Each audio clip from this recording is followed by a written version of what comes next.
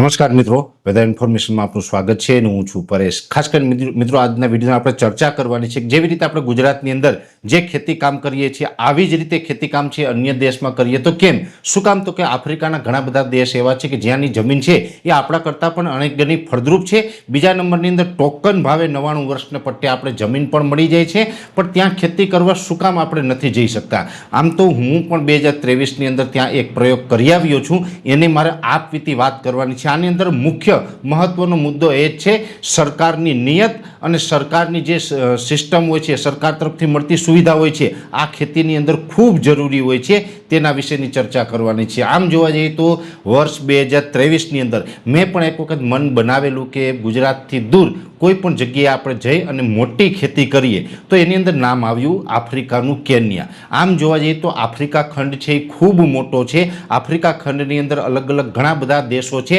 જેમ જોવા જઈએ તો સોમાલિયા હોય, કેન્યા છે, જામ્બિયા છે, ઝિમ્બાબ્વે છે, ઘના છે, સેનેગલ છે, તાંજાનિયા છે, બરુંડી છે, રવાંડા છે, અનેક દેશો છે। મેં ઘણા બધા દેશોની ત્યાં આફ્રિકા ખંડની અંદર મુલાકાત પણ લીધેલી, જેમાંથી ખાસ કરીને 2023ની અંદર મેં મુલાકાત લીધી હતી આફ્રિકાના કેન્યા દેશની। કેન્યા દેશ છે આમ તો ગુજરાત જેવડો દેશ છે, વસ્તીની દ્રષ્ટિએ પણ ગુજરાત કરતાં ઓછી વસ્તી છે, અંદાજે 5 કરોડ આસપાસની ત્યાં વસ્તી હશે। ગુજરાત જેવડો વિસ્તારની દ્રષ્ટિએ દેશ છે અને કેન્યાની અંદર જોવા જઈએ તો ત્યાંની સરકાર છે એ આપણે 99 વર્ષના પટ્ટે જમીન પણ આપણે ખેતી કરવા માટે આપે છે, જેની અંદર એનો નોર્મલ ચાર્જ હોય છે, સામાન્ય ચાર્જ ભરી અને આપણે જમીન વાપરી શકીએ, વાવી શકીએ અને 99 વર્ષ સુધી આપણે જમીન છે એ વાવવા મળતી હોય છે। ખાસ કરીને જે આફ્રિકાની જમીન છે, કેન્યાની જમીન છે, એ મેં ત્યાં જઈને રૂબરૂ પણ જોયેલું છે। ખૂબ ફળદ્રુપ જમીન છે, આપણે જેટલું ઉત્પાદન આવે એના કરતાં આપણે ડબલ ઉત્પાદન પણ ત્યાં લઈ શકીએ છીએ અને એમાં બિલકુલ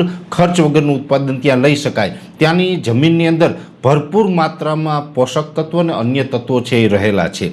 હવે આ જમીન આપણે વાવવી હોય તો આપણે તો ટોકન ભાવે 99 વર્ષના પટ્ટે મળે છે, જો કે ઘણા બધા ગુજરાતીઓ છે ત્યાં વાવેતર કરે પણ છે, છતાં પણ ત્યાં ખેતી આપણે મોંઘી પડે છે। શું કામ? ત્યારે મારી આગળ પણ એક એવું આયોજન હતું કે હું પણ 5000 વીઘા જમીન છે એ કેન્યાની અંદર રાખું અને ત્યાં વાવેતર કરું, ત્યાં ખેતી કરું। આપણી પાસે અહીં 5000 વીઘા જમીન એક સાથે થવી એ પોસિબલ નથી, પણ કેન્યાની અંદર આપણે સામાન્ય ટોકન ભાવે આપણે 5000 વીઘા જમીન મળીએ તો ત્યાં આપણે મોટી ખેતી કરી શકાય અને એક ઉદ્યોગપતિ કમાય એટલું પણ આપણે કમાઈ શકીએ। આવા વિચારથી હું કેન્યા ગયો હતો, ત્યારે મેં ઘણું બધું માર્કિંગ કર્યું, ત્યારે 2 સમસ્યા આપણી સમક્ષ આવી અને 2 સમસ્યાને કારણે જ આપણે કેન્યાની અંદર ટોકન ભાવે જમીન લેવાનો મુદ્દો હતો એને કેન્સલ કરી દીધો, આપણે ત્યાં ખેતી કરવા માટેનો વિચાર છે એ પડતો મૂક્યો। 2 સમસ્યા શું આવી? એક સમસ્યા છે એ આપણે પણ અહીં છે, જેવી રીતે આપણે રોજ હોય છે, જે આપણે નીલગાય છે, રોજ છે, એનો ખેતીની અંદર ત્રાસ હોય છે, એવી જ રીતે ત્યાં આફ્રિકાની અંદર ઝીબ્રા નામના જે પ્રાણી આવે છે, આમ તો જંગલી ગધેડાઓ કહેવાય છે, જે પટ્ટાવાળા હોય। ઠીક છે કે આપણે ટીવી ઉપર ને યુટ્યુબના માધ્યમથી તમને જોવા બહુ સારા લાગતા હશે, ઝીબ્રા છે એ જોવામાં જેટલા પણ સારા લાગે છે એટલા જ એ ખેતી માટે ખતરનાક છે, એટલે ખેતીની અંદર ખૂબ મોટું નુકસાન કરે। આપણે નીલગાય અને રોજ જેટલું નુકસાન કરે છે, ભૂંડ નુકસાન કરે છે, એના કરતાં પણ અનેક ગણું નુકસાન છે ઝીબ્રા પ્રાણીની હિસાબે ત્યાં થાય છે, ત્યાં પણ એ જંગલી પ્રાણી છે।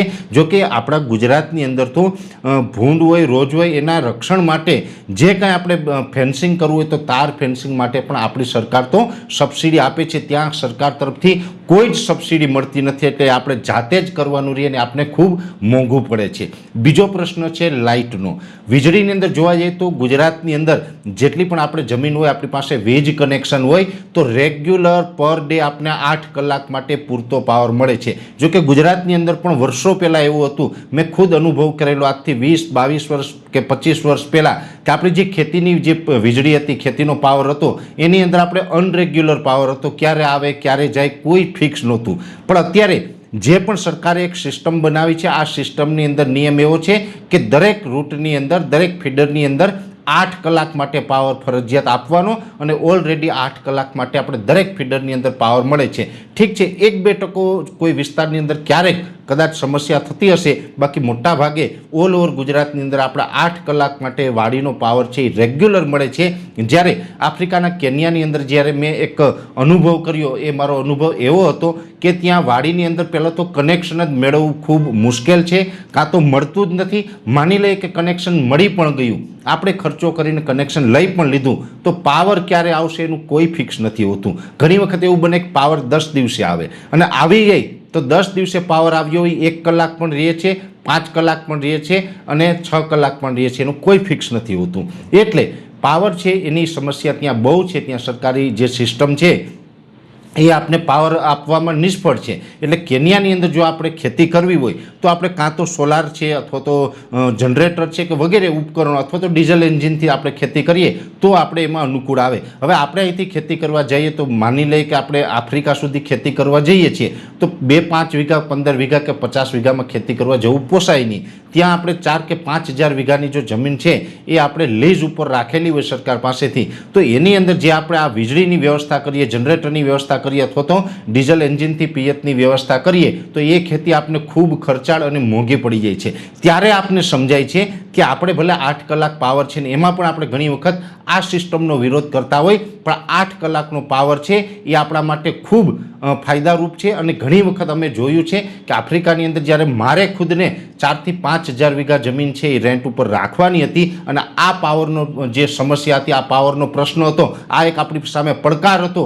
આ પડકારને કારણે મારે એક ખેતી કરવાનું ત્યાં મુલતવી રાખવું પડ્યું. એટલે ત્યાં બે સમસ્યા આવે છે. અહીંયા આપણે રેગ્યુલર 8 કલાક પાવર મળે છે, ત્યાં પાવર મળતો નથી. ત્યાં આપણે જ જાતે બધી વ્યવસ્થા કરીએ, જાતે તમામ વ્યવસ્થા કરીએ છીએ, તો એ પાવર આપણે ખૂબ મોંઘો પડી જાય છે. એટલે એ જમીનની અંદર આપણા કરતાં કદાચ ઉત્પાદન ડબલ આવી જાય, છતાં પણ એ આપણે ખેતી કરવી ખૂબ મોંઘી પડે છે, અને અંતે આપણે એમાં આર્થિક રીતે એટલું બધું ફાયદો લઈ શકતા નથી. એટલે આફ્રિકાની અંદર ખેતી કરવી હોય તો જમીન તો ત્યાંની સરકાર છે એ ટોકન ભાવે આપણે 99 વર્ષના પટ્ટે આપી દઈએ છીએ, પણ જમીન રાખ્યા પછી ઘણી બધી સમસ્યાઓ આપણી સમક્ષ આવે છે.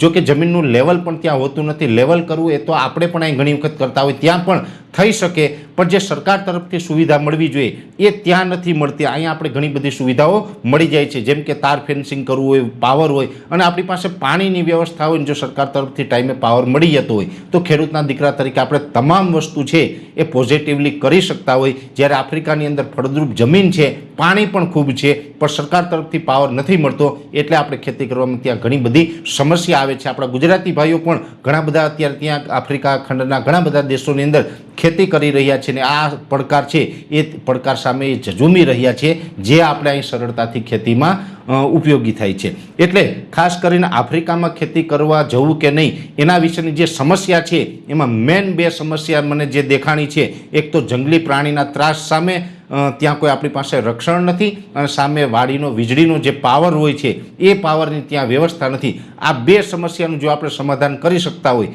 તો આપણે ત્યાં આફ્રિકાની અંદર 99 વર્ષના પટ્ટે ટોકન ભાવે સરકાર પાસેથી જમીન લઈને ખેતી કરી શકીએ છીએ. એટલે ખાસ કરીને ખેતી વિશે અને ખેતીની સુવિધા અને સિસ્ટમ વિશે જે કાંઈ આજના મારા નોલેજમાં હતું, એ મારા અનુભવ પ્રમાણેની વાત છે એ મેં અહીં રજૂ કરવાનો પ્રયત્ન કર્યો છે. વિશેષ માહિતી છે એ નેક્સ્ટ વિડીયોમાં આપવામાં આવશે. ત્યારે આ વિડીયોની અંદર એટલું જ. અંતમાં દરેક મિત્રોને વિનંતી રહેશે, વિડીયોને લાઈક આપીને દરેક ગ્રુપમાં શેર કરી દેવો. યુટ્યુબ ઉપર જોઈ રહ્યા હોય તો ચેનલને સબસ્ક્રાઈબ કરજો, અને ફેસબુક ઉપર જોઈ રહ્યા હોય તો પેજને ફોલો કરજો. નમસ્કાર.